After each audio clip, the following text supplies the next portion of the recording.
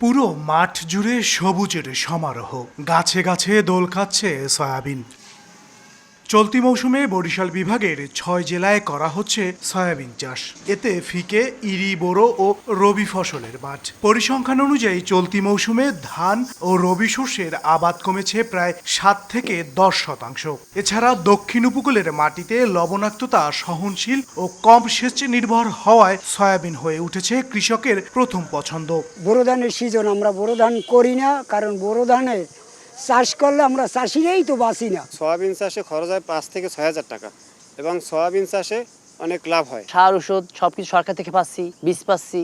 তো এই জন্য আমরা এবারও এদের উদ্যোগ নিচ্ছি যে কৃষকরা আমার খালি জমি না রেখে আমরা যেন কিছু ফসল আদি করতে পারি।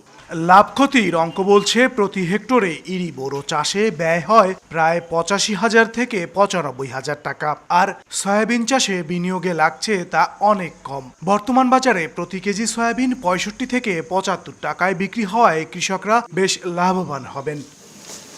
ধানের বদলে সয়াবিন চাষে কৃষকদের উদ্বুদ্ধ সহ সব ধরনের সহযোগিতা করছে স্থানীয় কৃষি বিভাগ। সয়াবিন আসলে রোগ পোকা খুবই কম হয় এবং কৃষক বাজার দরও খুব চড়া মূল্যে বিক্রি করে। আমাদের সহায়তায় সাহায্য সহযোগিতা, সার, ঔষধ এবং সার্বক্ষণিক আমাদের পরামর্শে সয়াবিন চাষ করছে এবং তাই লাভবান হচ্ছে। কৃষি অধিদপ্তরের তথ্য মতে ২০২৪-২৫ রবি মৌসুমে ৩৫,০০০ হেক্টর জমিতে সয়াবিন আবাদ হয়েছিল, আর চলতি মৌসুমে তা বেড়ে দাঁড়িয়েছে প্রায় ৪৩,০০০ হেক্টরে।